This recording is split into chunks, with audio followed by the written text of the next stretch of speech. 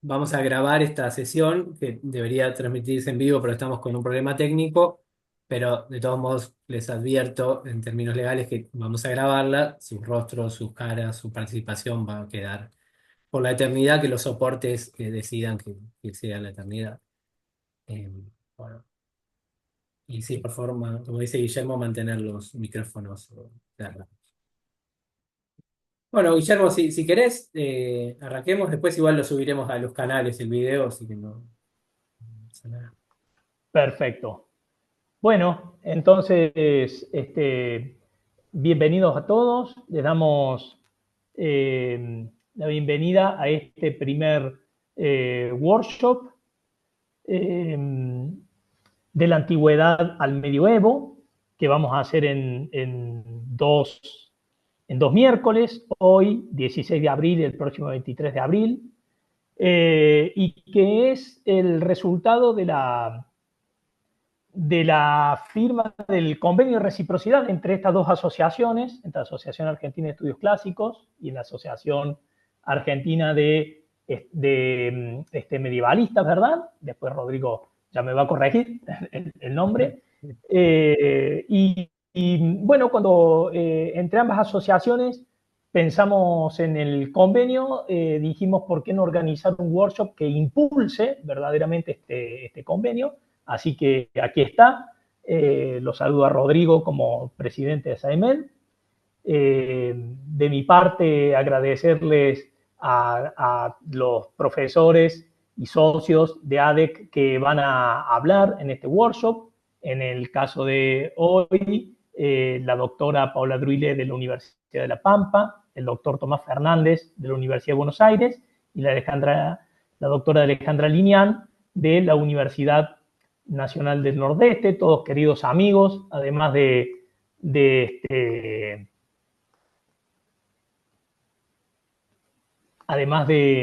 socios de ADEC. Se me había cortado un segundito. Así que sin más preámbulos, me parece que es una excelente oportunidad para unir campos que paradójicamente la universidad tiende a fragmentar. Así que la idea es justamente salvar esos límites y mantenernos en límites difusos que siempre son más interesantes. Rodrigo, te cedo la palabra. Bueno, muchas gracias, Guillermo.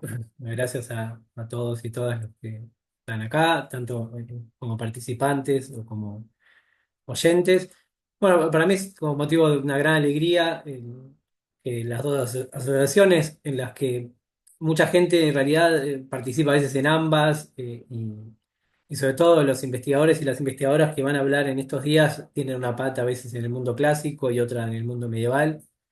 O como mi caso, ¿no? De que yo enseño historia clásica, pero en realidad investigo tardo-antigua y estoy en la Sociedad de Estudios Medievales, en una especie de gelatina móvil en toda dirección. Y entonces creo que este workshop pone en evidencia algo que ya se da, que es la fluidez que tienen los recortes temporales y los objetos de estudios que elegimos. Así que por mi parte, muy feliz y muy agradecido desde SAEMED con ADEC por la rápida respuesta y cómo logramos rápido la ingeniería para coordinarnos y para arrancar con este workshop, que es el primero y ojalá no sea el último y abra las puertas a colaboraciones, diálogos y interacciones. Así que si les parece, eh, damos ya paso a la primera expositora, que es Paola Druile, que no, ya todos la conocemos, pero vamos a hacer las formalidades porque hay que ser formales. Paola Druile es doctora en Letras Clásicas por la Universidad Nacional del Sur y es máster en Egiptología por la Universidad de Alcalá de Henares. Es profesora adjunta regular a cargo de Lengua y Literatura griegas en las carreras de licenciatura y profesorado en Letras de la Universidad Nacional de La Pampa e investigadora adjunta del CONICET. También ha dirigido proyectos de investigación en agencia y en la Universidad de La Pampa. Ha publicado los libros Religión, Derecho y Medicina en Egipto Antiguo, Tardo Antiguo y Medieval, estudios sobre fuentes jurídicas griegas en lengua clásica, helenística y romana. También ha publicado artículos y capítulos de su especialidad. Ha sido profesora invitada por la Universidad Nacional Autónoma de México para dictar charlas y conferencias sobre papirología ptolemaica, romana y bizantina. Y además para mí es mi amiga y además la filoniana por excelencia, junto a Marta, pero bueno, Paula es mi amiga. Y lo que nos va a presentar es un trabajo que se llama la sintaxis de los préstamos griegos en copto, el caso de los infinitivos en cláusulas de segundo tiempo en testamentos no monásticos del corpus P. Cruz. Así que Paula, la palabra es tuya, yo apago mi micrófono. Bueno, ahí estoy procediendo a compartir. Ustedes me dirán cuando se pueda ver. Ahí se ve perfecto. Muchísimas gracias.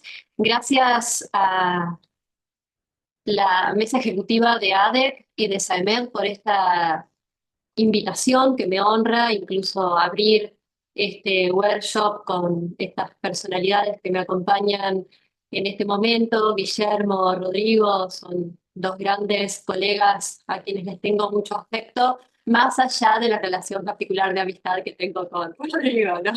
Que ya la hizo pública. Muy bien. En el día de hoy, entonces, quiero compartir con ustedes un estudio que he realizado y que vengo realizando hace un par de años, que se trata de la sintaxis de los préstamos griegos en copto, el caso de las cláusulas verbales de segundo tiempo en testamentos no monásticos del corpus P.Cru. La importancia de la lengua griega en la administración romana de Egipto gana un considerable significado para el estudio de los documentos legales escritos en copto, incluso décadas después de la conquista árabe. Si bien el periodo bizantino terminó con la conquista árabe del 640 después de Cristo aproximadamente, la administración helenizada fue esencial para el funcionamiento del aparato provincial hasta bien avanzado el siglo VIII, con una importante influencia en la práctica jurídica.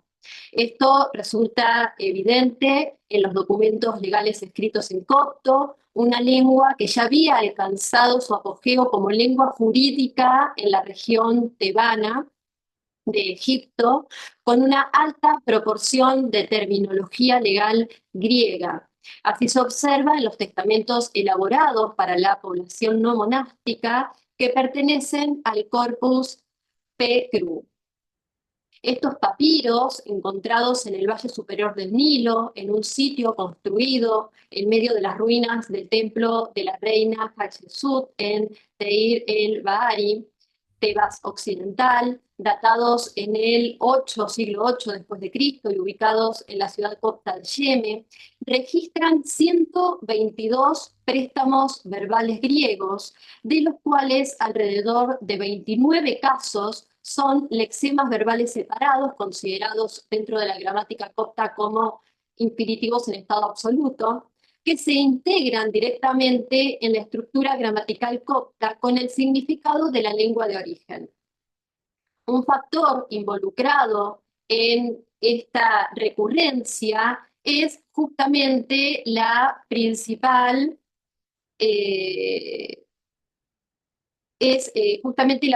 motivación que guía nuestro estudio. Los verbos amplían el potencial referencial de la lengua receptora. Otro factor es de naturaleza estructural. Los préstamos verbales son lexemas que pasan a formar parte del sistema gramatical de la lengua receptora, cumpliendo una función crucial en la organización sintáctica en copto como núcleo de una oración. Sin embargo, a menudo nos resulta difícil comprender la función de los préstamos verbales en materiales no literarios como los legales. Esto se debe en cierta medida a que la gramática y la sintaxis de los textos de los documentos legales coptos aún está lejos de ser plenamente apreciada. Es por esto que el estudio de los préstamos verbales en un conjunto de documentos coptos de un área egipcia particular, como la tebana, y de un periodo histórico específico, es, en los casos mejor conservados, un avance hacia la investigación de los verbos en su contexto de uso. El objeto de nuestro estudio es, por lo tanto, analizar precisamente estos préstamos verbales griegos en los testamentos coptos no monásticos, especialmente P.Cru 66 y 74, a partir del examen de la sintaxis de los infinitivos greco-copto en estado absoluto en cláusulas de segundo tiempo. Concentraremos nuestra atención en las estructuras sintácticas de los sintagmas verbales y las oraciones gramaticales coptas, que presentan infinitivos con eapsotem como segundo tiempo del pasado y con perfecto segundo.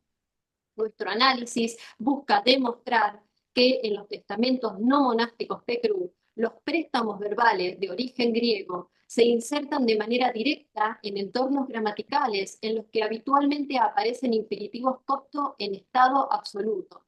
Ilustra además la relevancia de esos documentos legales para las investigaciones del ámbito gramatical copto y el nivel actualmente limitado del conocimiento sobre el sistema lingüístico de estos textos. Muy bien, pasemos entonces al primer caso. El infinitivo con eapsotem como segundo tiempo del pasado. El infinitivo de origen griego terminado en ei, que ahí lo tienen ustedes en pantalla, acá traigo un caso que sería atetei, posible copia de la terminación infinitiva griega ein, con caída de ni final, a menudo viene precedido por la forma tripartita eapsotem como segundo tiempo del pasado, que es similar a la cláusula circunstancial del perfecto. Esto fue descrito por Polowski y por Zsizsa Halevi, quienes tratan la forma eapsotem, que es una forma genérica, de una manera singular. Polowski considera que eapsotem representa normalmente la forma circunstancial del perfecto 1 y traduce un participio absoluto del aoristo. Sin embargo, la suposición de Polowski de que el uso de la construcción de tipo eapsotem en lugar del perfecto 2 neta sotem podría tener que ver con el orden del tema y el rema fue confirmada de una forma muy diferenciada por Zsizsa Halevi para la lengua de Yenute, por ejemplo. Al observar la referencia a la estructura sincrónica e interna, Zsizsa Halevi supone inevitable una interpretación circunstancial para EA como posible forma de tema prefocal. EA, por lo tanto, se puede oponer a netá como marca de baja focalidad o verbo no inicial. La forma paradigmática de eapsotem, que ha sido probada no solo en Yenute, sino también en la Biblia saídica y en textos individuales de la Hammadi, aparece igualmente en textos no literarios, especialmente en los testamentos tebanos. No obstante, los hallazgos de la forma eapsotem con infinitivos de origen griego en estos documentos son complejos y aquí solo se pueden ejemplificar muy escasamente. La evidencia está integrada por segundos tiempos que prefocalizan infinitivos separados, que sería el caso que ustedes tienen en pantalla. En PCRU 74, 44, líneas 44 a 45, observamos que la forma eapsotem, anexada con la conjunción G, que significa porque, que introduce la cláusula circunstancial del perfecto, se puede interpretar de manera funcional, donde eau yerpe tajros como segundo tiempo dentro de la construcción tematizada del enunciado sería adecuada en este contexto. La marca del prefijo negativo de auristo mere, de carácter atemporal, precede al infinitivo. La rematización del verbo del infinitivo greco-copto, athetei, por lo tanto, parece enteramente apropiada aquí como enfoque contrastivo, es decir, como una referencia enfática del contenido del testamento establecido con anterioridad en contraste con el contenido de los testamentos sucesivos. La colocación de G puede entenderse entonces como una señal para la posición de Auger-Petachlos. Esto señala la estructura sintáctica a través de la cual el contexto macro se puede dividir en una cláusula principal y otra subordinada, donde el infinitivo precedido por una forma eapsotem prefocal es seguido de una expresión de infinitivo y objeto directo memos. El segundo caso es el del infinitivo con perfecto segundo. Debido a la oración sustantiva hendida del pasado, que se forma a partir de un segundo perfecto como tema y un rema adverbial, Richter, que es uno de los grandes académicos que viene estudiando ya hace más de 2 décadas el lenguaje copto legal, propuso analizar el perfecto 2 como un segundo tiempo autofocalizador en las cláusulas coptas que localiza en expresiones enfocadas adverbialmente en los documentos legales tebanos. La lengua de estos documentos tiene aparentemente un segundo perfecto de un tipo especial, que no requiere un rema adverbial, sino que se complementa remáticamente a través del contenido del verbo conjugado, donde el prefijo verbal es focal, pero en un grado de focalidad diferente o mayor que en la forma de conjugación básica. En el primer ejemplo que ustedes tienen, de PCRU 74, líneas 85 a 86, vemos que el infinitivo greco-copto terminado en épsilon con posible caída de la forma in final del infinitivo griego, es decir, el infinitivo que ustedes tienen en pantalla, que sería el police. En este caso, la forma del segundo tiempo en la oración, que estaría marcada por neta, que antecede al infinitivo, puede ser autofocalizante con tema y enfoque, es decir, tema y rema, todo en uno. Esto resulta más evidente en las cláusulas de acuerdo con perfecto segundo o perfecto 2, introducidas con la conjunción de conformidad kata, que es el ejemplo que ustedes tienen en PCRU 66, línea 9. En este caso, aparece el mismo infinitivo greco-copto jorirse. En la oración también se distingue un foco indicado en virtud de propiedades sintácticas básicas, un patrón de focalización especial, el miembro marcado por neta. El convertidor del segundo tiempo es una marca de autofocalidad. La cláusula de acuerdo con kata expresa el comentario del hablante sobre el contenido de la cláusula matriz, típicamente con el objetivo de afirmar su verdad y por tanto su confiabilidad y conformidad con el sujeto de la cláusula, por ejemplo, penute. La marca de perfecto 2, neta, otorga un valor dinámico al infinitivo que evade la polémica determinada por el contexto, contribuyendo al desarrollo de la progresión informacional. En conclusión, el estudio de los préstamos verbales de origen griego en los testamentos no monásticos PCRU permite demostrar que los lexemas verbales separados se insertan de manera directa en entornos gramaticales en los que habitualmente aparecen infinitivos coptos en estado absoluto. El análisis sintáctico comprueba que el copto acomoda sin mayores dificultades la forma greco-copta en su estructura gramatical, donde inserta el verbo tomado de la lengua de origen como un infinitivo absoluto. Los ejemplos de formas sueltas, integradas en estructuras sintácticas complejas, construidas con tiempos segundos, confirman justamente esta tesis, que es aún más segura cuando se piensa en el contexto oracional copto. Las oraciones coptas tienen un orden de palabras más estricto que el griego, ayudando a distinguir posibles variaciones del modo verbal del infinitivo en copto, por ejemplo, si hubiera transferencia del nivel sintáctico. Esto podría haber llevado al fenómeno de copia global en cadena, es decir, fonología primero, fonética, morfología y sintaxis. El sistema del copto incluso habría creado características fonéticas que habrían eliminado la distinción del modo verbal a través de sus vocales finales de palabra y en consecuencia forzaron el cambio del orden de las palabras para preservar las referencias. Sin embargo, notamos en cambio que el copto no se adapta a la estructura sintáctica del griego, sino que acomoda el verbo a su propio sistema gramatical. En consecuencia, el conjunto de testamentos monásticos PCRU es una muestra significativa del uso de los préstamos verbales griegos en copto. La estructura sintáctica aporta evidencias de la relevancia de los documentos legales para las investigaciones de la gramática copta y del conocimiento limitado sobre el sistema lingüístico de estos textos y la comprensión de los lexemas verbales en su contexto de uso.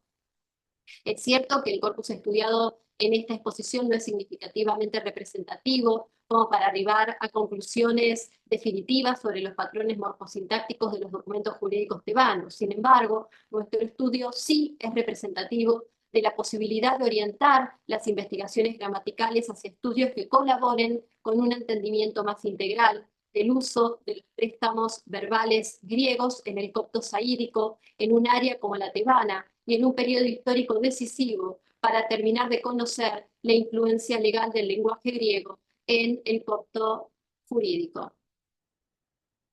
Muchas gracias. Muchas gracias a vos, Paula, por este tan interesante trabajo. La dinámica que nos propusimos acá es que los tres primeros expositores expongan y luego vamos a hacer las preguntas. Así que les pido, por favor, si pueden anotárselas o tenerlas presentes para cuando hagamos el corte. Cuando hagamos. Ahora, Tomás, creo que vos saliste y volviste a entrar, así que te voy a volver a convertir en coanfitrión. Así podés compartir pantalla. Ahora Bueno, le vamos a gracias dar, Rodrigo. para que te presento, Tomás Fernández, también muy conocido por todos, se doctoró en Letras Clásicas en Bélgica, actualmente es profesor de la Facultad de Filosofía y Letras de la Universidad de Buenos Aires e investigador de CONICET, publicó medio centenar de artículos en revistas y varios libros sobre la especialidad. Actualmente investiga la problemática de la simultaneidad y la perspectiva en la narrativa griega desde Homero a la novela bizantina. Acá vemos claramente una persona que juega en las dos ligas, ¿no? En el mundo antiguo, medieval, tardío. También varios aspectos de la crítica textual sobre los que planea componer un manual. Y su trabajo se llama Cómo dar inicio a un relato entre las etiopíacas de Leodoro, siglo III, creemos, y Drusila y Caricles de Nicetas Eugenianas, del siglo XII. Y que Tomás, cuando quieras, Hola, ¿saben qué? ¿Me escuchan? te escuchamos, sí. Se me cortó el video. La otra vez me pasó lo mismo, me tuve que desconectar y volver a conectar para que volviera a aparecer. No sé si Como, prefieren que me vuelva a desconectar y te probamos de sientas más nuevo. cómodo vos. Si querés desconectarte y conectate y no pasa nada. Lo Probá. intentamos y si Dale. funciona, funciona. Joya. Gracias, Paola, por cumplir con el tiempo también, sin ninguna advertencia. Eso vale oro.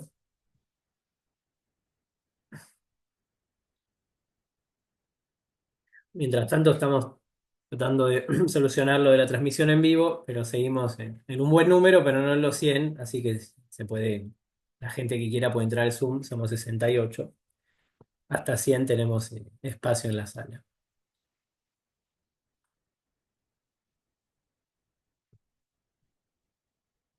Ahí un minuto más. Parece que está sin video.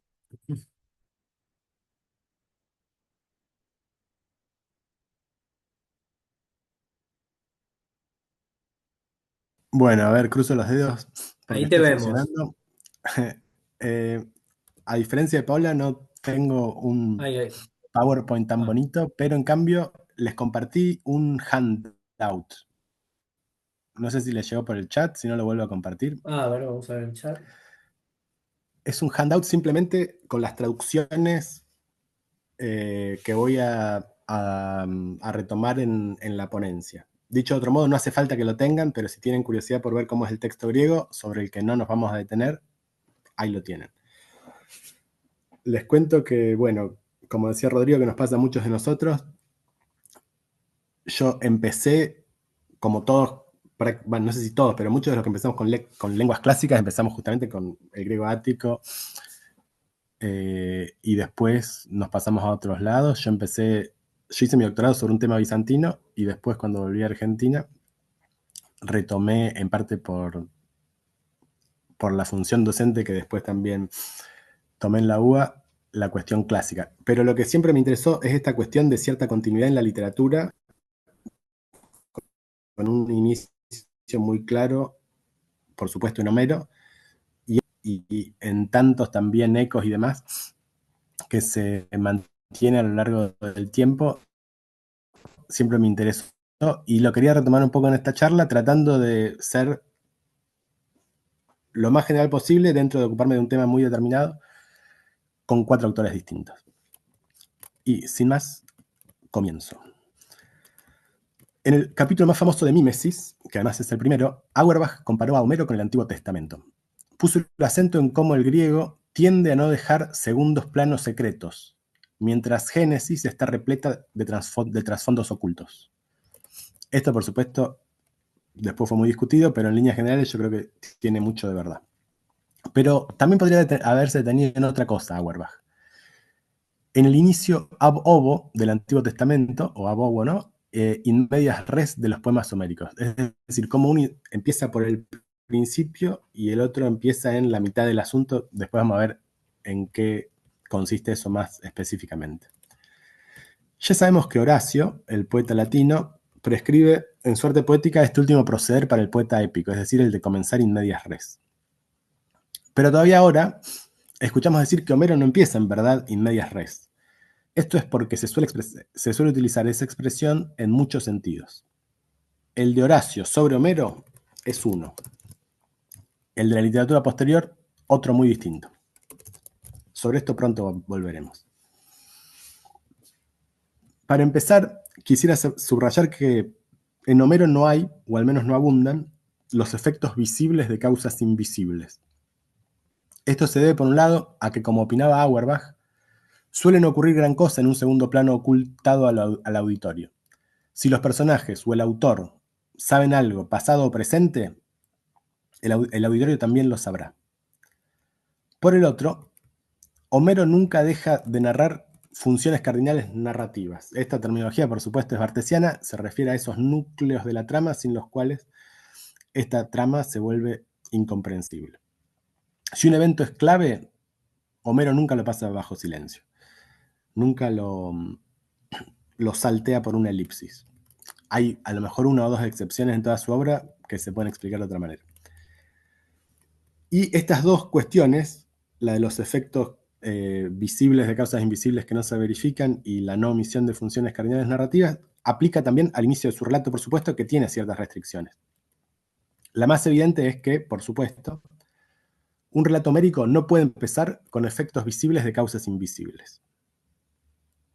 Esto permite, por supuesto, solo un tipo limitado de comienzo in medias res, que es precisamente el que Horacio tiene en mente.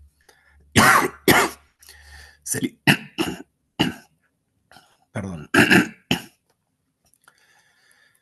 Este tipo de inicio se liga a tomar un conjunto mayor, la guerra de Troya, los viajes de Odiseo, y narrar solo una parte, deteniéndose en una acción única.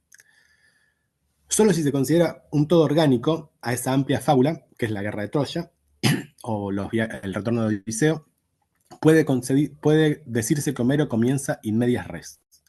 Desde la perspectiva de la unidad orgánica que aborda en su relato, la ira de Aquileo o el retorno a Ítaca de Odiseo, comienza ab ovo. Lo hace con la astucia típica del narrador que muestra su honestidad narrativa para engañar mejor al auditorio. Para muestra, baste Odisea 1.10 que tienen en el handout, empezando en cualquier lado sobre estas, aventuras de Odiseo, diosa, hija de Zeus, contanos también a nosotros. O sea, contanos también a nosotros sobre estas aventuras de Odiseo, empezando por cualquier lado. El adverbio hamosten significa efectivamente desde algún lado u otro, desde algún lugar u otro, y así el poeta sugiere que el comienzo de su relato puede estar en cualquier lado. Sin embargo, como sabemos, empieza por una asamblea de los dioses que reúne las dos líneas narrativas principales, la de Telémaco por un lado y la de su padre por el otro. Si no empezara por la asamblea de los dioses, estas dos líneas podrían no tener una unidad tan evidente. La unidad sustancial que esta asamblea le imprime a las dos líneas narrativas no abandona la Odisea. Esta, en mi lectura, es la astucia de Homero. Mostrar como casual un inicio temporal que es todo lo contrario de casual. Con Homero, entonces, tenemos un primer significado de in medias res, por selección de una parte significativa dentro de un todo mayor. ¿Qué quiero decir con esto? Que en tanto tomamos como una unidad la guerra de Troya, Homero sí se ocupa de una parte y no de la guerra entera, y en ese sentido comienza in medias res. Pero desde el punto de vista más específico de la historia que va a relatar, más o menos de principio a fin, es decir, desde la asamblea de los dioses hasta que matan a los pretendientes y demás, en ese aspecto comienza más o menos ab ovo. Tiene esa duplicidad el modo narrativo homérico. Con esto pasamos a nuestro segundo ejemplo, que es Antígona. El drama ático frecuentemente recurre a un comienzo que permite darle mayor velocidad y dramatismo a la acción. Se inicia con lo que podríamos llamar la segunda o tercera función cardinal de un todo orgánico, que a su vez forma parte de un todo mayor al que solo alude, ¿no? Todo el ciclo mitológico de los 7 contra Tebas y demás. Podríamos tomar muchos ejemplos, pero Antígona me parece ideal. Sabemos que la acción empieza frente al Palacio Real de Tebas, donde Antígona le menciona a su hermana Ismene un misterioso edicto. O sea, el edicto ya está emitido. Ahora tenemos la reacción de Antígona al edicto. Esto ya no es homérico. Está sucediendo algo que la audiencia no sabe. En particular, que un edicto entró en vigor. Nos enteramos no porque vemos cómo se promulga el edicto, sino porque Antígona lo dice. No solo el autor, por supuesto, sino también uno de los personajes, Antígona, lo sabe. Ismene dice que desde la partida del ejército argivo la noche pasada no se enteró de nada nuevo, ni del edicto ni de otra cosa. Luego, las dos hermanas mencionan que sus hermanos, Eteocles, que combatió con los tebanos, y Polinices, que salió de los enemigos, traidores desde la perspectiva entonces de Tebas, están muertos. Esta prehistoria, que sirve de marco, y es lo que sabe Ismene, conduce en línea recta al disparador real del drama, el edicto de Creonte que prohíbe que se dé sepultura a Eteocles. No, perdón, a Polinices. Todas estas causas de un efecto visible, el desborde emocional de Antígona y sus posteriores palabras, se narran en un segundo momento. Es decir, se narra primero el efecto, el desborde emocional de Antígona, su reunión con Ismene y demás, y solo en un segundo término las causas de ese desborde emocional y de ese diálogo. Homero, desde luego, hubiera narrado primero las causas y después este efecto. En los primeros versos, que son tan interesantes para la crítica textual, Antígona se lamenta de las desgracias de su estirpe, que padeció todos los males concebibles. Y ahora de nuevo dice, o por su parte, se emite un edicto. No sabemos de qué se trata, pero sí que será otro mal para las hermanas. ¿Cómo lo dice Antígona? Y ahora, por su parte, ¿qué es este edicto? El cual, según dicen, acaba de poner en vigor el estratego para el cuerpo entero de la ciudad. Es decir, un edicto de validez general para la polis.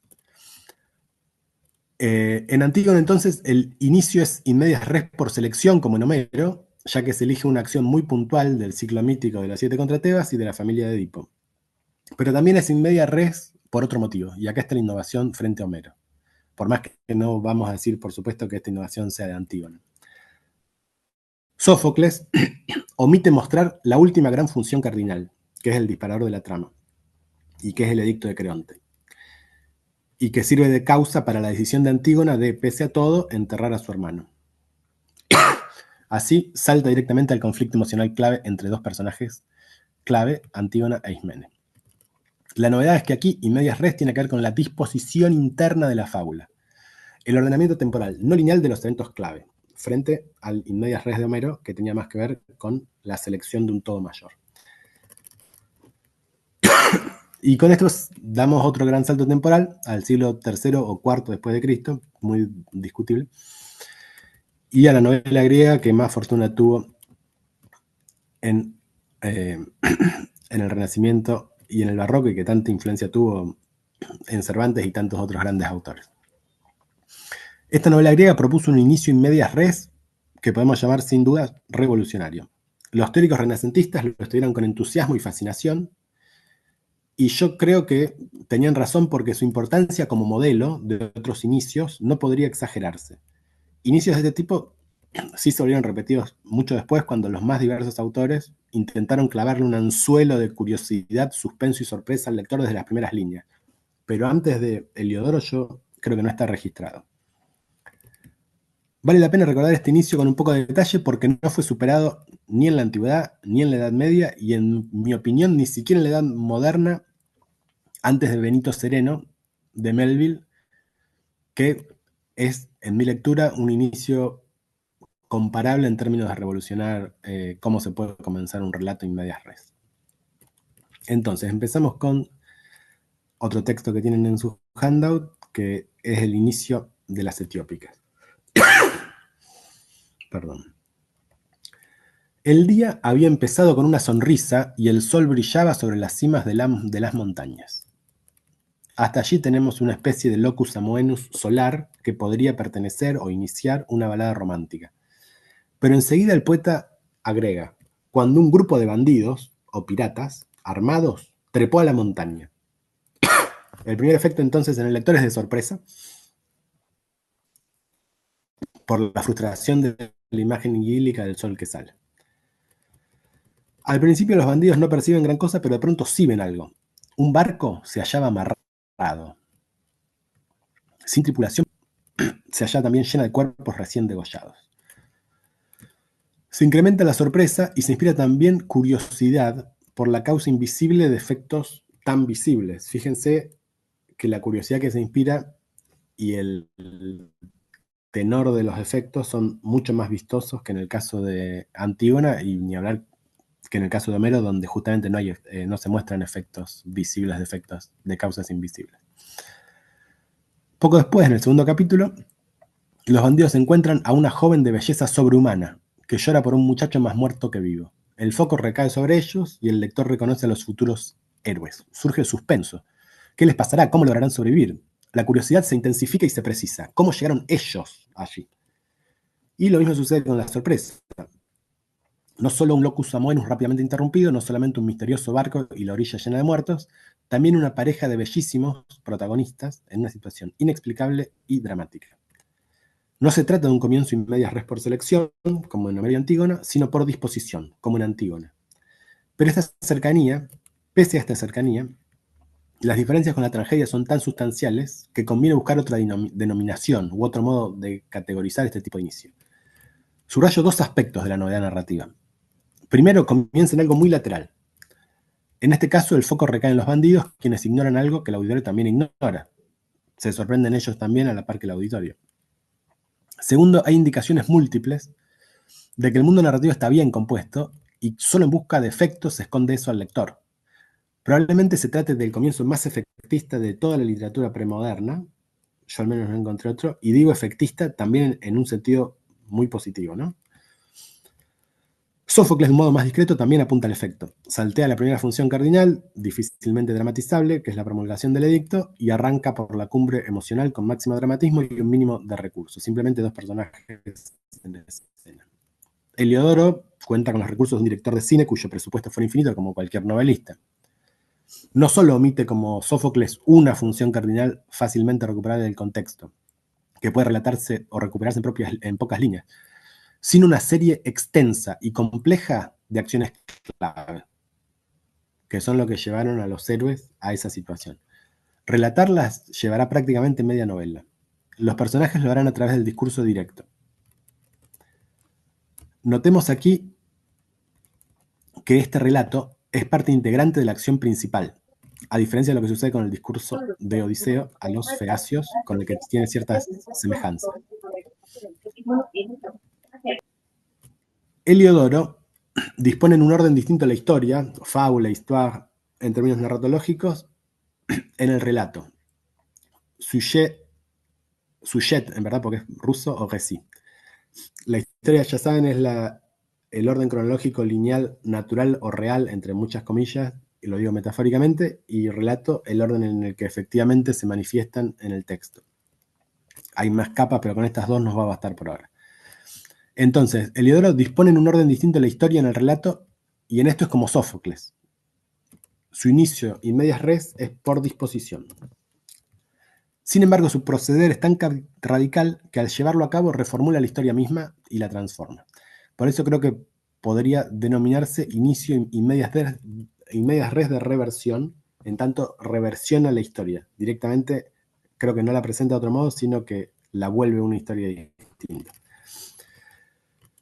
Con esto pasamos a nuestro último ejemplo, que es el de Drusila y Caricles, y saltamos al siglo XII. El inicio de esta novela está visiblemente influido por etiópicas y en realidad más influido por un autor que a su vez fue influido por Heliodoro. Este autor intermedio es Teodoro Pródromo, también del siglo XII, quien comienza su novela Rodante y dos cicles con una descripción del sol que ocupa 4 versos. En esto Eugeniano lo sobrepuja, ya que su descripción solar ocupa 5 versos. Esto, como veremos, potencia un efecto que tiene poco que ver con el de Etiópicas. Anticipo igualmente que no interesa tanto aquí el aspecto genético. La primacía de Heliodoro, la segunda posición de Pródromo, el tercer lugar de Eugeniano. Sí las características funcionales del inicio de Drosila. Como en las dos predecesoras, se trata de un locus amoenus solar interrumpido por una escena bélica. La antítesis me parece que es clara en todos los casos. Amanece y la luz del sol resplandece. Los hombres se matan. No hay nada nuevo bajo el sol. Cito. Ahora, tras la aparición del Rey de las Estrellas, que lleva el brillo y conduce la luz, desde su media esfera inferior, limpiándose con las ondas del océano, y tras recorrer en la amplitud de una tierra tan extendida los lugares cumbre, atacan los partos la ciudad de Barson. Fíjense cómo queda relativamente chiquito que los partos estén atacando la ciudad de Barson, lo cual como función cardinal es la clave de todo, y en cambio crece muchísimo la descripción solar. Cuando los partos invaden la ciudad, toman prisioneros a los protagonistas. Se trata de un inicio in medias res, porque los antecedentes de los héroes, desconocidos y necesarios para la inteligencia del relato, serán narrados poco después. Desde otro punto de vista, parece una involución frente a Heliodoro.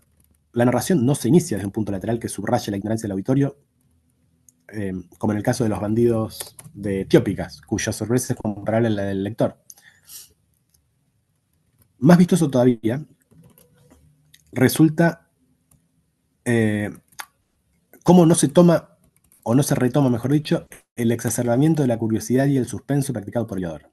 Aquí no hay una verdad oculta, cuyos efectos, claro, aquí no hay una verdad oculta cuyos efectos piden a gritos que averiguemos las causas. Hay simplemente un ejército bárbaro invadiendo una ciudad, digo bárbaro tomando la terminología de la novela, de la que pronto se llevará una pareja de enamorados.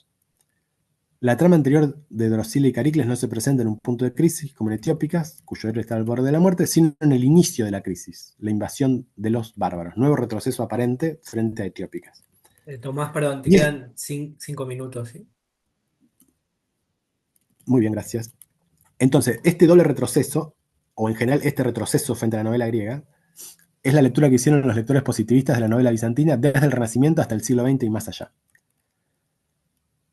Desde una perspectiva irremediablemente limitada, estos críticos acertaban cuando consideraban a la novela bizantina una copia servil de la griega. Pero esto se debía a que consideraran a cualquier obra, y en particular a cualquier obra narrativa, ante todo desde su nivel horizontal, aquel que transcurre en una línea temporo-causal determinada. Considerada en este nivel horizontal de linealidad cronológica, la novela bizantina es efectivamente una esencialización y una simplificación de la griega. Las tramas ahí, o sea, en la novela bizantina, se vuelven mínimas e ínfimas. Sin embargo, esto no se debe a una incompetencia técnica o a una distracción culpable por parte de los bizantinos. Por el contrario, yo postulo que detectaron otro principio constructivo en la novela griega, su capacidad para servir como estructura de engarce a otros fragmentos textuales menores, casi como el marco de Sherezade en Las Mil y Una Noches. Dicho de otro modo, la historia principal de amor de una pareja que se encuentra, se separa y vuelve a encontrarse, no les interesaba tanto como montones de otras cosas que podían pasar o ser relatadas en el medio. La novela bizantina no solo aprovecha este potencial de proliferación con un engarce relativamente débil en la trama, también explota el nivel vertical del relato, que está ligado justamente a un nivel metafórico, ya no metonímico, de relaciones asociativas o paradigmáticas, como diría Jacobson, y ya no sintagmáticas. Quisiera recordar ahora solo el ejemplo de otro novelista bizantino, Eustacio o Eumasio Macrim Bolites, quien toma un hecho mínimo, como el roce de una mano con otra por parte de los enamorados, y lo relata en múltiples oportunidades desde perspectivas algo distintas. Horizontalmente esta repetición no agrega nada al relato, pero verticalmente sí. Detiene el tiempo, logra que se enrolle sobre sí mismo, pone el acento sobre otras cuestiones, no solo sobre la trivial y algo pueril historia para la sensibilidad bizantina, de unos amantes que se separan y vuelven a juntarse. Este crecimiento del nivel vertical muestra la especificidad del inicio de Drosila, punto. Horizontalmente no agrega nada a Etiópicas y en rigor le quita dramatismo y suspenso. Su acierto es vertical. Detiene el tiempo del relato ya desde el inicio, hipertrofiando la descripción del sol, que en Heliodoro era mínima, en Pródromo más larga y aquí más larga todavía. Eso resulta coherente con el procedimiento constructivo que Eugeniano y los demás novelistas bizantinos, pero en particular él, utilizan en sus obras. Su tipo de inicio y medias res podría llamarse musical o espacial, ya que pone el acento en un aspecto vertical de tiempo detenido o retorcido y no tanto en el ordenamiento de eventos en la trama. Sin dejar de ser in medias res, propone una remodelación del tiempo, una morosidad y un curvamiento sobre sí mismo que, si bien no es incompatible, mejor dicho, sí es compatible. Perdón, leo de nuevo el párrafo. Sin dejar de ser in medias res, el comienzo de Drusila propone una remodelación del tiempo, una morosidad y un curvamiento sobre sí mismo que, si bien es compatible con arrojarse en mitad del asunto, o sea, in medias res, lo complejiza de un modo extra narrativo, ligado a la musicalidad y a la espacialidad, impensable para un Homero, un Sófocles o un Heliodoro. Esta sofisticación y madurez discursiva, aunque no siempre podemos estar de acuerdo en su brillo estético, es típica de los narradores bizantinos del siglo XII. Muchas gracias. Muchas gracias a vos, Tomás, por el trabajo, por el recorrido que interpela a través a distintas temporalidades y hace que este workshop tenga mucho sentido. Vamos a pasar ahora a la próxima expositora, eh, que es Alejandra Liñán. Bueno, Alejandra es licenciada en Letras por la UNR y doctora en Letras por la UNE. Ella es profesora titular de Lengua y Cultura Griegas y adjunta del Seminario de Cultura Clásica en la Facultad de Humanidades de la UNE. También dirige el proyecto de investigación Fronteras Culturales, Fronteras Genéricas, Fronteras entre Textos, Permeabilidad de los Bordes en Textos de la Antigüedad Tardía, Nono de Panópolis y Pseudocalístenes. Y el grupo de estudios helénicos y de la tradición clásica y sus proyecciones, acreditados en la Universidad Nacional del Nordeste. Entre sus publicaciones recientes cabe mencionar, junto a Ruchesi y a Modenuti, representaciones discursivas del otro en textos de la Antigüedad Tardía, donde participé yo también, así que lo quiero mucho el libro.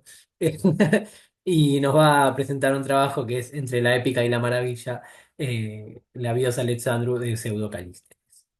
Así que, Alejandra, el piso es tuyo, o la pantalla es tuya, y Bueno, en primer es- lugar, buenas tardes a todas, a todos y por supuesto mi agradecimiento a ADEC y a SAEMED por organizar este encuentro y por haberme invitado, haber confiado en mí. Y gracias a Rodrigo también por tu generosidad, ¿no? Eh, de haber colaborado con nuestro grupo en esa publicación. Eh, yo quiero decir primero que bueno, venimos estudiando hace algunos años algunos textos de la antigüedad tardía, que son Nono de Panópolis y Pseudocalístenes, en mi caso Pseudocalístenes en particular, y también algunos ya cercanos a la época medieval, sobre todo Lucchesi, que es de nuestro grupo, que está por ahí. Pero fíjense que llegué a este texto atribuido a Pseudocalístenes, llamado La novela de Alejandro, por haber empezado con el personaje de Alejandro como héroe y como mito a través de otros textos y otros discursos, y después fui conociendo este texto tan particular que nos fue atrapado. Bueno, yo no voy a compartir pantalla, voy a hacer esto a la antigua, como me dijo hoy una de las chicas, y voy a leer. Y si hubiera algo en particular que necesitan que reitere, bueno, por ahí tengo algunos elementos para mostrar si fuera necesario. Se estima que la llamada, esto es para contextualizar en principio, se estima que la llamada novela de Alejandro fue escrita por un autor de Alejandría hacia el siglo III después de Cristo. Es decir, que fue producida en el contexto egipcio en época imperial romana, pero escrita en griego por un autor no griego, supuestamente autoidentificado con la cultura helénica. Esta versión, lo que conocemos como la recensión alfa, con mayúscula, es probablemente una versión de otra anterior que nunca se ha encontrado y que se supone de siglos anteriores, más cercana a la vida de Alejandro Magno, ¿no? Y que se reconoce habitualmente como primera forma alfa. Y después hay una recensión conocida como beta, posterior en el tiempo, que habría sido escrita hacia el siglo V. En ambos casos, el autor respondía en buena medida a la imagen de lo heleno propia de las élites cultas, lejos en espacio y tiempo de la Grecia continental y clásica. Así ha explicado Tim Whitmarsh en 2001 cómo era ser griego bajo el imperio en las provincias por quienes escribían o hablaban griego. La identidad se construía por la lengua. Asimismo, Stephens, en 2008, ha señalado que el nuevo helenismo podía ser transmitido por la educación paideia y se expresaba como un acervo de predisposiciones y prácticas comunes a los órdenes sociales dominantes en las ciudades que rodeaban el Mediterráneo. ¿Me escuchan bien? Perfecto. Perfecto. Sí. Así, la hibridez o amalgama de géneros y discursos diversos constitutivos de esta narrativa se enmarca en el contexto cultural del periodo que va aproximadamente del siglo III egipcio al siglo V bizantino, en que se produjeron y difundieron estas recensiones, alfa y beta, y sigue con posterioridad. La atribución de un género ha resultado un problema para la crítica especializada y para la filología, desde quienes la consideran dentro de las bioi, las vidas, famosa también en su época, pasando por una biografía novelada, hasta los que la aproximan a una novela con cierta cercanía a la novela griega. Voy a saltear algunos datos y voy a decir que Ruiz Montero en 2006 la ha caracterizado como obra mixta, cito, una mezcla de géneros, biografía, historia, novela, leyenda, relatos folclóricos o fantásticos de todo tipo. Fin de cita. Whitmarsh también la incluyó entre las obras afines a la novela griega y romana que pueden mantenerse en el género, pero a mayor distancia. Es muy particular esta definición. La mezcla de géneros diversos con la narración de vida y hazañas épicas impregna toda la novela de Alejandro, desplegada en ese abanico de recensiones y versiones. Y incluso voy a citar a Stoneman, uno de los traductores de la novela de Alejandro, en 2007 dice que es una fascinante combinación de géneros. Antes se consideraba su falta de unidad como un defecto, como pasaba con Homero, ¿no? Sin embargo, desde las perspectivas actuales se prefiere examinar el texto tal cual es y le competen al crítico literario y al filólogo examinar la profundidad y la complejidad textual de la obra respectivamente. Para desplegar en parte la figura compleja que construye esa polifonía con los rasgos característicos de los géneros y subgéneros narrativos implicados en la Bios Alexandru, nos centramos particularmente en lo épico y lo maravilloso, en correspondencia con algunos elementos léxicos y discursivos y con las expresiones del deseo profundo de conquistar honor y gloria por una parte, y el anhelo de conocimiento por otra, que es el que tiene el protagonista. Con estos, el relato delinea un etos y contribuye a exaltar, encomiásticamente, la figura de Alejandro, no ya histórica, sino ficcional, la que ha tenido la fortuna de sobrevivir en su carácter legendario a lo largo de los siglos, y en gran medida se debe también a este texto tan multifacético. Los anhelos de Alejandro el Grande. La grandeza del macedonio ha sido un atributo construido en su bios y un rasgo caracterizador de su etos, de su personalidad y de sus actitudes en relación con los otros, los bárbaros, ya resaltada por Plutarco. El anhelo de ir siempre más allá ha sido considerado también como rasgo definitorio de su singularidad, que hace a la diferencia con otros conquistadores. Asimismo, se ha hablado mucho del Pothos del rey macedonio, que se ha constituido en un tópico en la caracterización de Alejandro Magno, tanto en los estudios literarios como históricos.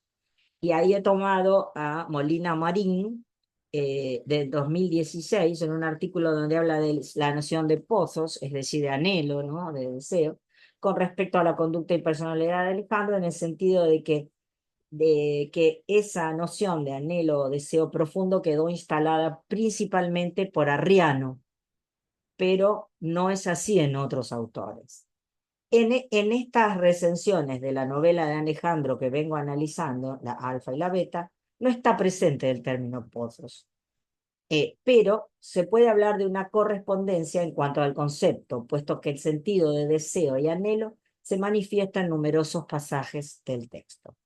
Ya desde el comienzo no parecen interesar el realismo ni la certeza histórica al narrador, sino deleitarse y deleitar al público al contar la fabulosa vida de Alejandro. El texto integra los géneros épico, epistolar, hasta versos líricos en algunos pasajes, y subgéneros como la biografía, la picaresca, digo yo, el relato maravilloso y cuentos de mentirosos. Stoneman, precisamente en 1996, ha señalado, siguiendo a Merkelbach, que la forma, bueno, lo voy a leer en español, de la novela de Alejandro es una amalgama de muy diferentes clases de texto. Esto es lo que yo tomé también en el trabajo. Como narrativa épica, el relato va construyendo una imagen grandiosa del rey macedonio, enfocado el interés del narrador en resaltar sus cualidades extraordinarias, su actuación casi sobrehumana para alcanzar la condición de nuevo mito. Un arete sobresaliente. Si pensamos en cómo comienza la novela de Alejandro, empieza con Aristos, precisamente, ¿no? O sea, el protagonista de la novela biográfica es un personaje de múltiples facetas, pero en cuanto a héroe guerrero es un Aristos, al modo homérico, que reúne una particular sinergia, sinergusan, dice, las virtudes heroicas, hayaretai, con una especial presciencia empleada en sus acciones, hepronoia, frente a las circunstancias que se le presentan, y que está expresada también en la previsión de estrategias de conquista en las grandes campañas que llevó a cabo. Entonces, esa arete sobresaliente propia de la épica homérica manifiesta no solo en sus hazañas como estratega y guerrero, sino también en el tratamiento del adversario como un par, respetuoso de la realeza enemiga, así frente a la muerte de Darío, y en la consideración con respecto a la familia del persa. La narración de la gestación, por otra parte, ¿no? La narración de la gestación y nacimiento del protagonista desarrolla la intervención de otro personaje que es Nectanebo, un faraón huido de Egipto que seduce a la reina Olimpíade con su fabulosa encarnación de Amón y gesta con ella a Alejandro, que luego es aceptado por Filipo. Esta historia de un fabulador y farsante introduce elementos de picaresca en el relato. Asimismo, los sucesos extraordinarios que envuelven el momento de gestación, el nacimiento y los primeros rasgos del carácter de Alejandro generan un ambiente de cuento maravilloso. Eso está lleno de prodigios todo este momento. La situación se presenta en vida de Alejandro como un engaño de Nectanebo después de su ida a Egipto para engendrar un hijo en Olimpíada. Por una parte, para perpetuarse como un hijo de reyes, en un hijo de reyes que podría llegar a rescatar el trono perdido, pero también porque estaba deslumbrado por la belleza de la reina. Es decir, todo esto marca con este episodio, que es como un cuento intercalado, que incluye ingredientes del gusto de la época, tales como magia y adivinación, oráculos y presagios, intervenciones divinas y sucesos extraordinarios. Lo fabuloso, además de maravilloso y fuera de lo común, suele ser excesivo. Excede precisamente los hechos del personaje histórico y lleva al protagonista al lugar hasta de héroe de cuento, como en un folk tale. Por ejemplo, cuando se cuentan las incursiones de incógnito de Alejandro, ya sea por ahí con algún disfraz o sino en sí mismo, sin ser conocido por los otros, en los campamentos enemigos, y va a hablar así con los otros líderes. Las cartas en este relato son muy importantes, en esta biografía novelada o novela. Las cartas se hacen cargo de una gran parte del relato, tanto en el intercambio con los líderes enemigos, Alejandro y Darío en los libros 1 y 2, Alejandro y Poro, Alejandro y las Amazonas, por ejemplo, en el libro 3, como en las cartas de maravillas de la India, en buena parte, dirigidas a su madre Olimpíade, en el libro 2 en beta, y a Aristóteles en el libro 3 en alfa. La principal diferencia se hace clara entre la Carta de Maravillas narrada por el mismo Alejandro, y es la instancia en que prevalece su deseo de conocimiento, y el relato de un narrador extradiegético en tercera persona que narra las instancias, varias de las instancias de la campaña, las batallas y la conquista, donde prevalece la imagen de un Alejandro valiente, temerario a veces y movido por el deseo de gloria. Voy a tomar tres formas verbales, pilotimumai, bulomai y estelo, para mostrar las facetas de este personaje entre el deseo de gloria y el deseo de conocimiento, que es ese recorte hecho de todo lo que puede haber. Por una parte, en el relato de los momentos épicos, el verbo bulomai, empleado en varias ocasiones con el sentido de preferir o elegir algo que se desea. Así, por ejemplo, en el libro 1, cuando Alejandro acude a Filipo, su padre, para pedirle que le permitiera viajar a Pisa para participar en el certamen de Juegos Olímpicos, dice, Epeide agoniza stai bulomai, porque quiero competir en ellos. Y al preguntarle Filipo para qué tipo de competencia se había preparado, responde Alejandro, amarte latesai bulomai, es decir, quiero hacerlo en la carrera de carros. Después, y esto es más notorio, en el libro 1, 41, 10, cuando Alejandro persigue tenazmente a Darío, que huye de la batalla de Isos y finalmente logra escapar de él, realiza esta persecución de Darío de un modo casi obsesivo, como un animal que va persiguiendo a su presa, ¿no? Perdón, como un cazador que va persiguiendo a su presa. Es un momento épico en cuanto a cómo se lo muestra a Alejandro. Y el texto dice, Alexandros de Filotemúmenos dareion catalambane, es decir, el macedonio pretendía pretendía el honor de capturar a Darío y lo persiguió largamente, pero debió conformarse en ese momento con capturar a la familia real. Es decir, aquí se observa bien claramente la búsqueda de ese honor para él mismo y por sí mismo. Una noción similar, pero con el verbo axio, en el sentido de quería o pretendía o que juzgaba conveniente, se presenta en 1.35 en la visita del templo de Amón en Siwa para preguntar al dios si pertenecía a su linaje. Alejandro tiene allí una visión del dios abrazado a su madre y luego Amón le confirma que es su padre. Y después dice, voy a leer la traducción, quería recibir del dios un oráculo acerca de dónde fundar una ciudad recordatoria de su nombre. El verbo con el que dice quería es exiu, y aseguraba eso. Así recibe la indicación de dónde establecerá Alejandría.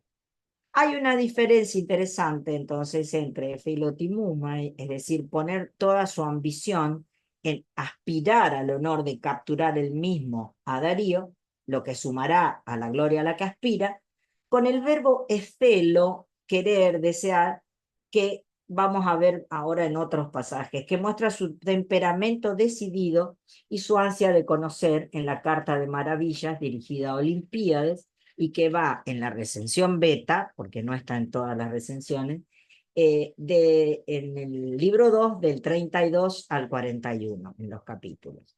Entonces, ahora tenemos el relato de viaje en la Carta de Maravillas. En la faceta de conquistador explorador, sus hechos trasundan una conducta transgresiva que lo empuja a enfrentarse a los límites humanos. En varios pasajes, por medio del registro, la comparación y la interpretación de los usos del léxico verbal, veremos cómo se revelan sus anhelos y sus respectivas decisiones en relación con los objetivos a los que se dirige. Singularmente, cuando Alejandro relata sus incursiones por tierras extrañas, parece suspender momentáneamente el objetivo de conquista que lo lleva hacia la India. Sostiene el interés de ver esas regiones, en explorar. El recorrido de Alejandro con sus hombres por lugares desconocidos se caracteriza de manera diferenciada a la de los momentos en los que se encamina a conquistar un territorio y a sus habitantes, como vimos con el persa, ¿no? Ya desde el principio de la travesía, en 2.32.1, emplea estelo con el significado de querer, pero tener un propósito o una resolución. Estelesa e selfein, quise adentrarme. Esta forma también se repite en plural en 2.32.5. A pesar del consejo de no seguir el avance porque la zona era habitada por hombres salvajes y bestias feroces y monstruos, Alejandro decide continuar porque dice ego un malon estelon tutopus ekeinus kaitus anthropus theasastai. Mucho más desea ver, o sea, desea ver aquellos lugares y hombres. No se incluye en beta el episodio relevado en otra recensión en el que Alejandro, por su deseo de ver el fondo del mar, se sumergió dentro de una tinaja de cristal. Esto aparece en otras de las recensiones. Eh, pero sí se cuenta que marcharon durante 2 días por unos lugares donde no brillaba el sol. Así estaba la llamada tierra de los bienaventurados, dice Ekeiun Estin, Hecalumene, Macaron, Jora. La tierra de los bienaventurados. Alejandro expresó claramente con el verbo esfelo su deseo de conocimiento específicamente de investigar y ver por sí mismo. Dice, como yo quería investigar y ver aquellos lugares. Esto lo dice en 2.39.2. Kai Celontos dice, mu historiesai, como Heródoto, y Kai ide tus topus equein. Yo quería investigar y ver aquellos lugares.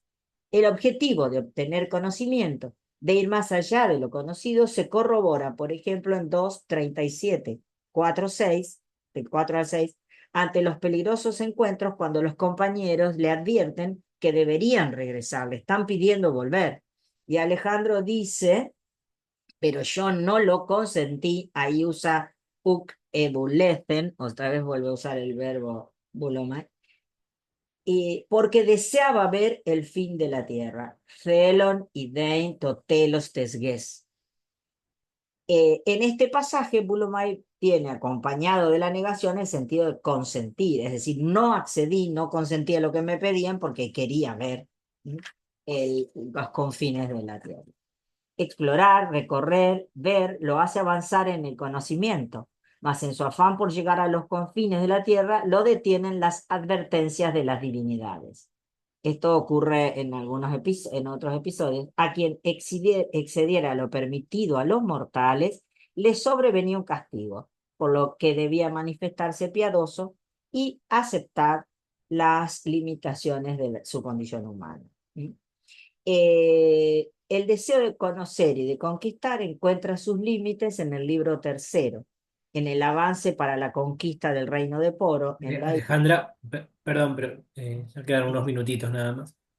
Bueno, voy a cerrar una poiki. Entonces, así hemos observado en el texto cómo se vinculan las variantes de sus expresiones de deseo, de su voluntad, con las diferentes instancias de la narración de los hechos y las campañas de Alejandro y con los diferentes géneros implicados y las voces narrativas correspondientes. Una poikilía, digamos, es decir, variedad de géneros y recursos y de citas y textos, sin la erudición literaria de un nono, pero con un evidente conocimiento de Homero, además de los trágicos y seguramente de historiadores. En los textos se constatan varias menciones y también citas de Homero, por ejemplo, de Odisea, en la Carta de Maravillas a Aristóteles, en el libro tercero. Aunque tiene elementos, alusiones y hasta citas de clásicos griegos, quizá podemos pensar que tengan más fuerza en el modo de decir, ya sea picaresco, épico o fabuloso, los relatos orales que circulaban popularmente y que no dejaron de propagarse durante siglos, incluso en verso hasta llegar a nuestra época, debido a la fascinación por las historias sobre Alejandro. ¿Mm? Y bueno, iba a tomar después otra mención de Homero, pero lo dejaré en todo caso para después. Muchas gracias por escuchar. Bueno, muchísimas Estamos en gracias. tiempo ya, ¿no? Sí, sí, se escuchó perfecto. Muchísimas gracias, Alejandra, por el trabajo. Bueno, los tres trabajos con enfoques diferentes, objetivos diferentes, pero todos que invitan a la reflexión y por eso invito yo a las personas que están aquí para que abran sus micrófonos y hagan las preguntas, comentarios, dudas, eh, a cualquiera de los, tanto a Paola como a Tomás como a Alejandra. Si no se animan a hablar, pueden escribir por chat y yo leo el chat, no, pero sí se animan a hablar. Perdón, a mí se me apagó la cámara de nuevo, pero tendría una pregunta para Alejandra, si es Dale, posible. dale, dale, hay que romper el hielo. Alejandra, bueno, como a lo mejor se notó en mi ponencia, yo me intereso bastante por la, digamos, novela propiamente dicha, y también históricamente por la geografía me interesé bastante. Y te quería preguntar, en esa tan compleja red de obras, de las cuales algunas las llamamos novelas, a otras geografía, con un componente legendario más o menos claro, o directamente las llamamos a geografías novelescas o ficticias, y otras vidas más o menos míticas, como la de Sopo o la de Apolonio de Tiana. En ese complejo de obras que tienen algunas cosas en común y muchas cosas de diferente también, ¿dónde situás vos o dónde situarías vos esta novela de Alejandro?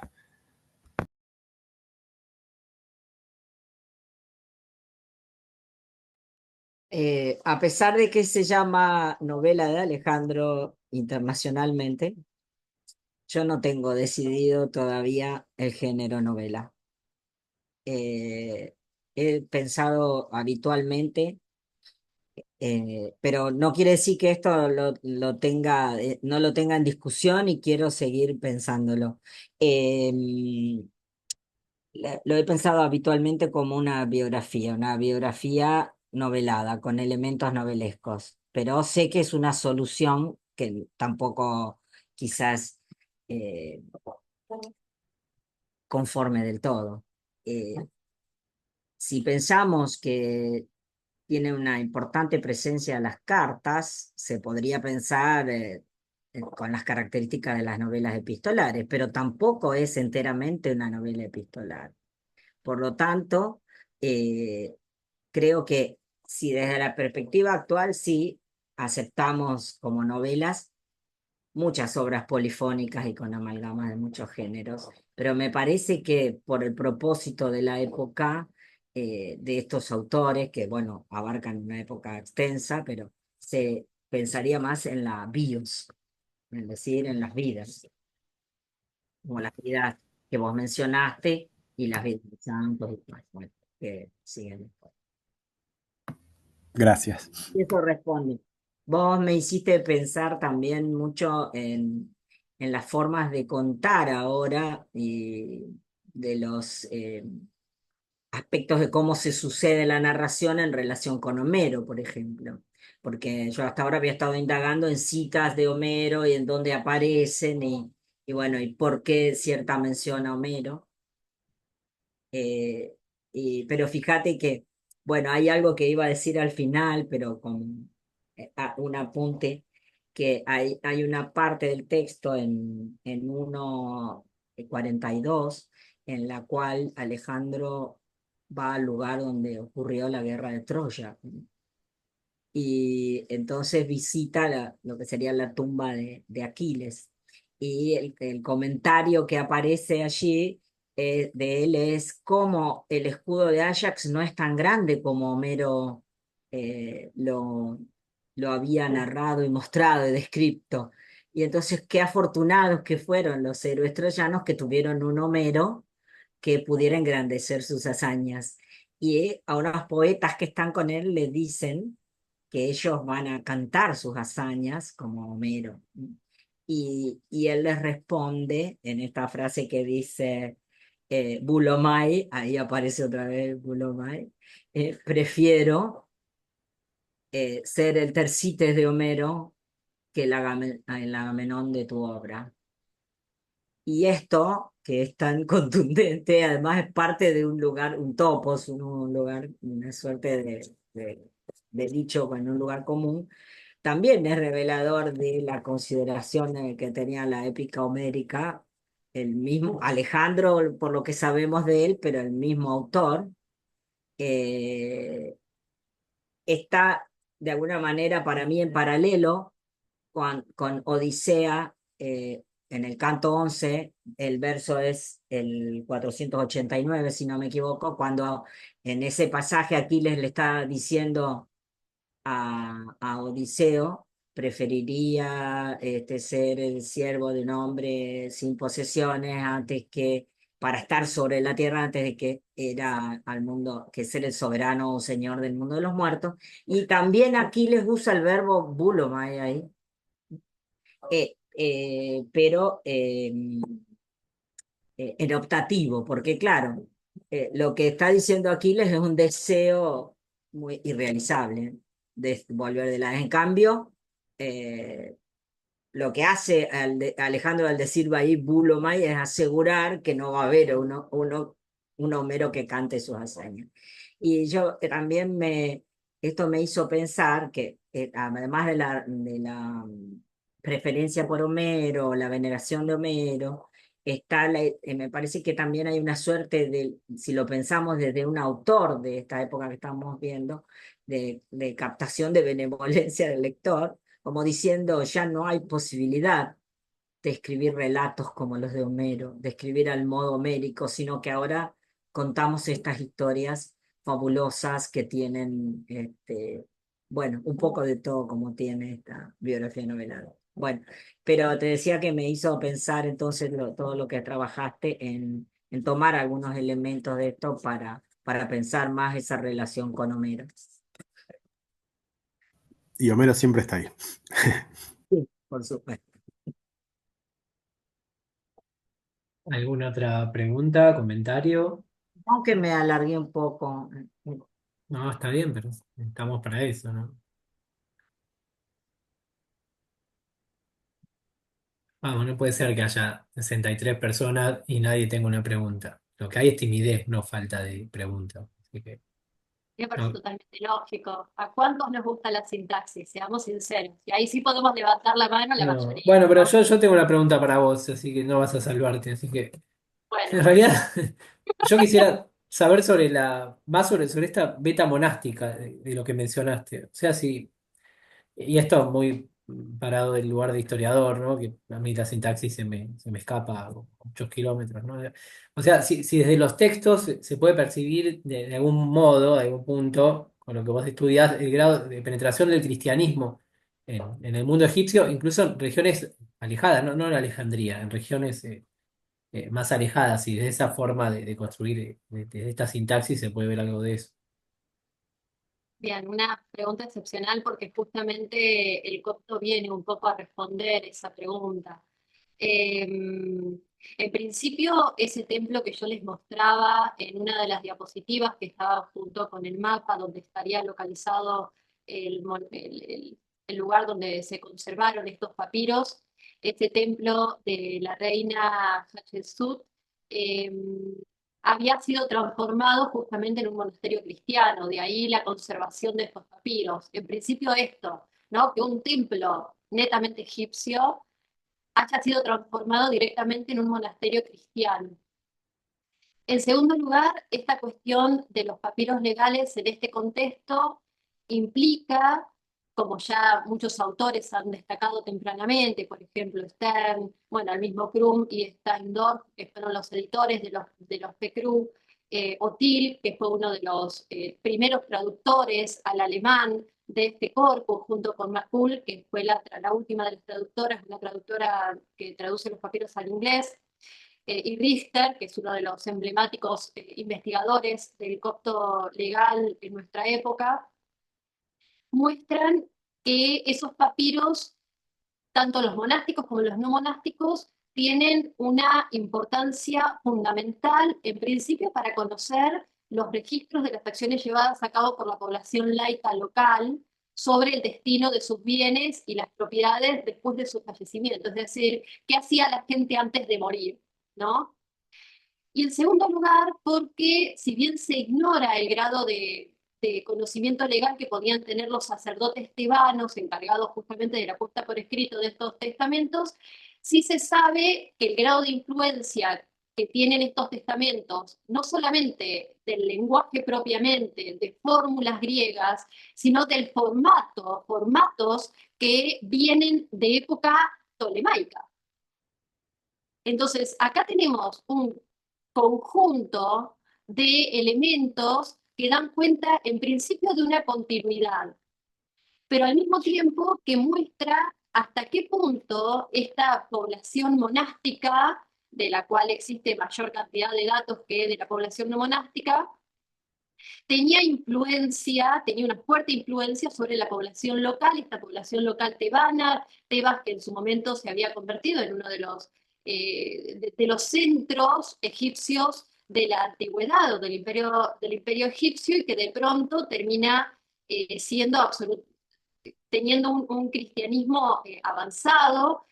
No se sabe hasta qué punto la población estaba completamente cristianizada, pero sí sabemos al menos que desde el punto de vista legal tenían que amoldarse a lo que dispusiera la administración romana, una administración que había tratado de mantener la lengua griega como lengua legal, ¿no? Pero al mismo tiempo es interesante porque esto nos pondría en situación de pensar que los sacerdotes sabían escribir, sabían leer, lo cual no necesariamente era así.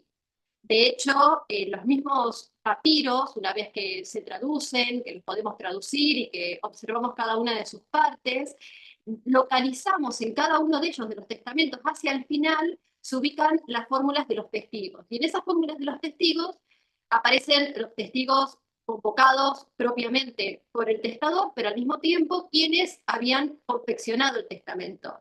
En la mayoría de estos casos, estos testamentos fueron redactados por sacerdotes. Sin embargo, en los testamentos de tipo monástico, sucede también que algunos sacerdotes no sabían escribir, entonces hacían este encargo a otros sacerdotes. Y el grado de influencia del cristianismo que se observa en los testamentos, al menos, es tal que aparecen una enorme cantidad de citas bíblicas, continuamente, ¿sí? Como formulares, especialmente en el inicio, donde aparecen una serie de fórmulas, por ejemplo, esta que de la tierra venimos y a la tierra volveremos, es una de las clásicas, porque da cuenta justamente del paso al más allá, etcétera, que en esto sí los egipcios tenían una tradición tal vez hasta más extensa o más rica en este sentido, porque incluso es la parte más rica porque es una de las pocas que se ha conservado hasta el momento de manera más prolífera. Entonces, este entramado, al menos desde el punto de vista de lo escrito, de lo textual, que es lo que nosotros estudiamos o lo que yo estudio, da cuenta de una incidencia, de una influencia del cristianismo, al menos desde el punto de vista administrativo, legal y monasterial, intensa. Después, la parte local, es decir, cuántos egipcios de la zona tebana estaban cristianizados y ya estamos corriendo riesgo de cometer errores porque no vivimos en esa época. Entonces, pero al menos desde el punto de vista textual se evidencia justamente esta influencia, como bien notaste, del cristianismo en la región local. Gracias, Paola. De nada. Teníamos a Hugo Díaz con una pregunta, no sé si... Sí, sí, sí. Mi pregunta es igual también. Hola, Paola, buenas tardes. Gusto escucharte otra vez. Bueno, claro, estamos hablando digo, para ver cómo está esto de los préstamos verbales griegos en los textos. Ajá. Ahora,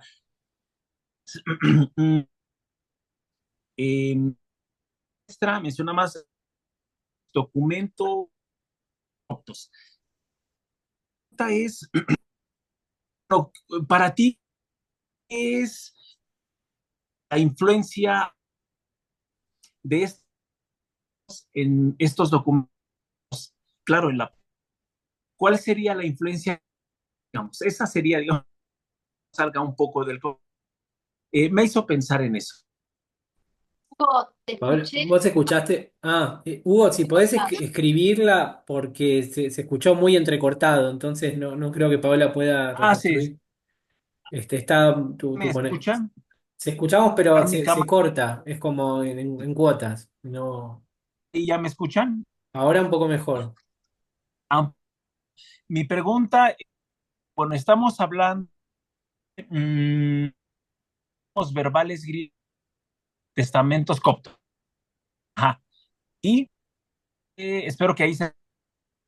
No. Y No, bueno, la pregunta por el chat escucha, mucho mejor porque me faltan los sujetos. Sí, Y sí, no, se corta lo mucho, Hugo, escribo pero por... escribila y se la lee de ahí. Sí.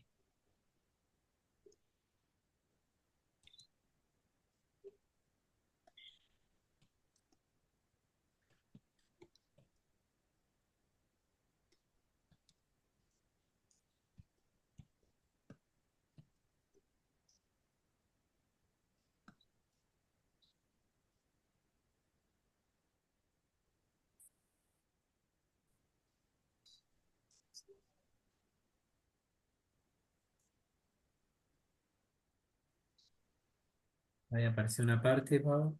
¿Cuál es la La influencia influencia, cultural de los préstamos en los textos? sí. La influencia cultural, ¿a qué te referís exactamente, Hugo? Porque es muy amplio tal vez la idea de lo cultural.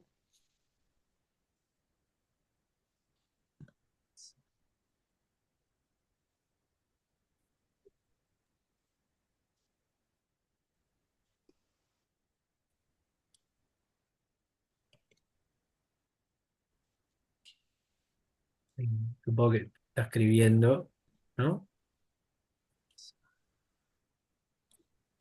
Sí. Yo tengo una pregunta para Tomás mientras tanto y que él escriba, así. ¿Estás ahí, Tomás? Espera, ahí va, espera. En general, ¿cuál es la influencia que tú piensas es más fuerte en lo cultural? Pregunta. A ver, desde el punto de vista gramatical o sintáctico, de alguna manera esa pregunta se conecta justamente, Hugo, y gracias por la pregunta, con uno de los motivos que indicaba en el principio de la exposición, que las clases de palabras que están más estrechamente relacionadas con la cultura de una lengua son las palabras de contenido, como los verbos, y que éstas pueden de alguna forma tomarse prestadas más fácilmente que las palabras funcionales como artículos, pronombres y conjunciones. Esto indicaría que los verbos entonces marcan un vínculo claro con el contenido de adopción, es decir, se supone que de alguna forma podemos pensar que quien está escribiendo en copto conoce la lengua de origen y está intentando llevar a cabo un proceso de acomodación a la lengua receptora, ¿sí? En principio podemos pensar esto. Por otro lado, podemos pensar que las personas, por ejemplo, considerando los notarios, que tenían la posibilidad o sabían, ¿no?, encargados de esta parte notarial, tenían ya, que es lo que me atrevo más a pensar, que ya tenían preparado una especie de formulario hecho para los testamentos, por lo cual lo único que tenían que hacer es completar nombres, testigos, etcétera, bueno, los bienes propiamente que tenían estas personas. ¿Por qué? Porque si nosotros tomamos varios testamentos en paralelo, y esto es justamente lo que analizábamos un poco en México el año pasado, Hugo, eh, si nosotros tomamos varios testamentos en paralelo, vamos a notar que las fórmulas de inicio y las fórmulas finales son idénticas, que solamente cambiaban nombres. o agregaban o sacaban alguna fórmula dependiendo también de quién testaba y de la situación económica de esa persona. Luego, aquello que variaba considerablemente y hasta cierto punto es la parte media, donde se legaba, digamos, la parte del legado, es decir, qué se legaba a cada parte. Entonces, es obviamente que cada persona tenía un legado diferente. Esto nos lleva a pensar que es posible que estos escribas, que pueden haber sido los sacerdotes en principio, según lo registran algunos testamentos, tenían armado un documento tipo, un modelo, que completaban. Entonces, ¿hasta qué punto podemos pensar que quien escribía o completaba tenía un conocimiento profundo del griego, ¿no? eh, de alguna forma seguían como modelos estándares. De hecho, aparece en una que eso no lo analicé, que lo analizo en la parte más semántica de la cuestión, aparecen fórmulas estables, idénticas prácticamente en la mayoría de estos testamentos, al menos de los no monásticos. Esto implica o nos vuelve a la posibilidad de que trabajaran sobre modelos y que lo único que hicieran es agregar palabras en función del testador, ¿no? Del contenido que tuviesen que variar. Pero sí, es muy buena pregunta la cuestión de lo cultural y en principio de los verbos y los sustantivos, que serían otras palabras de contenido que son tomadas, prestadas tal cual del griego. Y esto es interesante porque más allá de que la forma verbal aluda a un plural, la forma verbal del copto alude a un plural, ellos toman el singular del griego, incluso con solamente utilizan los sustantivos en singular. Sabemos si están hablando de un plural o de un singular en función del contexto de la oración, especialmente del verbo, pero ellos clonan en todos los casos solamente el singular con el artículo propiamente copto. Y esto también es muy interesante. Y luego los significados los mantienen intactos. Los significados del griego los mantienen intactos, tanto en los verbos como en los contenidos de los sustantivos, que son las dos partes que he analizado hasta ahora de los testamentos. Sobre una base egipcia, ¿no? La gramática es egipcia, la sintaxis es egipcia. Ellos toman prestados elementos griegos que los acomodan a la gramática, pero saben dónde.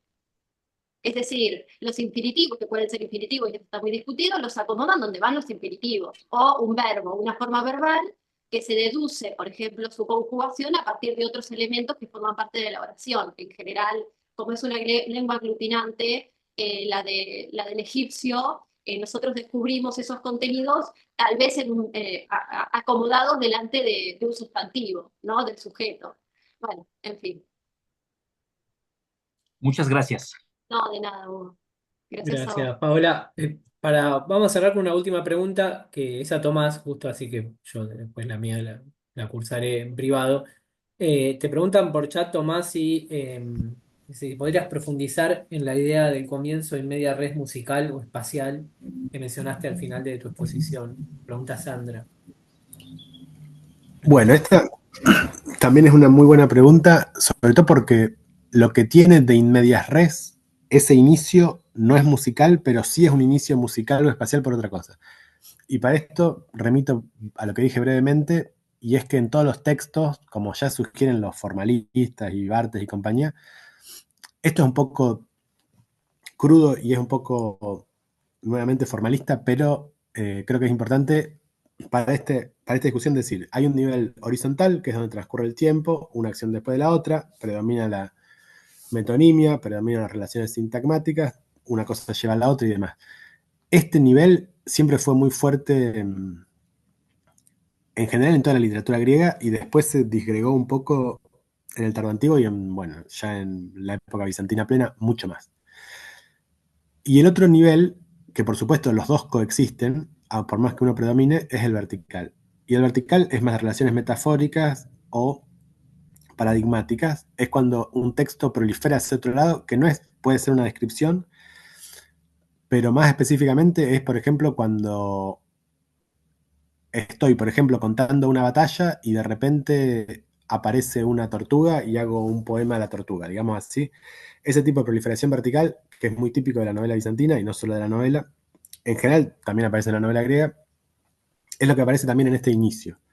Entonces, el inicio es in medias res, horizontalmente, porque cuenta la historia de los protagonistas, que es un todo orgánico, desde la mitad, más o menos. En esto se parece, aunque no sea tan, digamos, espectacular, se parece a Heliodoro. Pero es musical y espacial porque pone el acento en la detención del tiempo y en la hipertrofia de elementos armónicos, en este caso una descripción del sol a lo largo de la novela en montones de baladas, canciones y poemas citados que en vez de hacer avanzar la acción, como propondría un manual de guión, la hacen que el tiempo se repita, que transcurra más lento, que se vuelva amoroso. Entonces, en este sentido, que claro, no es más que una mera metáfora, lo llamo espacial o musical, en el sentido de que pone el acento en el aspecto vertical de un texto y no tanto en el horizontal.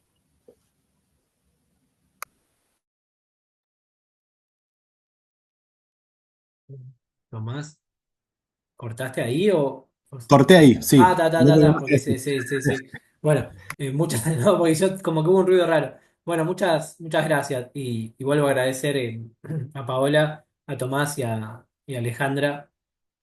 Ahí la siguen por el... para, Guillermo, para Tomás entonces importa más lo que deja de lado Latinoamérica, por ejemplo, y no lo que se sigue. Estaría yendo en contra... Bueno, ahí se empieza a pelear la gente de letras. Peleen. No, Mentira, bueno, no pelear, no pelear, no. No, no, no, no es pelea, es una Es un observación chiste. nomás de, a no partir es de una lo que pelea. dices. Yo en mi artículo lo mencionaba Rode, después preferí sacarlo, pero básicamente Rode cuando dice que la novela bizantina es una copia servil de la griega, tiene razón si la analiza desde el punto de vista horizontal, que es lo que él hace. En cuanto a trama y desarrollo de personaje, no aporta nada. Y el inicio de Drusila y Caricles lo prueba. Pero si se hubiera fijado en el aspecto vertical, habría visto que el interés y la novedad de la novela bizantina estaba ahí. Bien. No, estaba pensando, Guillermo, que la ADEC tiene una carga de gente de letras mucho mayor que SAEMED, que tiene un Claro, alto peso de gente de historia, pero también tenemos gente de filosofía, letras, pero ustedes tienen una identidad de letras muy fuerte. No exclusiva, de hecho yo me tengo que hacer socio de la ADEC, pero bueno, después cursaré eso. Bueno, yo primero acá Elina de ADEC les quiere recordar a los que necesiten un certificado de asistencia que hay un formulario que va a poner en el chat, ¿no? Digamos, obviamente no expositores ni nada, pero la gente ahí está el formulario que le está compartiendo Elina. Los que necesiten el certificado de asistencia, por favor entren, es un Google Forms y lo completan desde ahí. Y ahora, siendo las 16:47, yo diría que cortemos para ir corriendo a hacer un café y otras necesidades humanas y nos reencontremos a las 17. No salgan del chat, no salgan del Zoom. Sí, si quieren, saquen cámaras, eso. Y yo voy a cortar la grabación, así tenemos dos videos distintos y no nos quedan tan pesados. Y después arrancamos luego. Así que bueno, nos vemos en 13 minutos.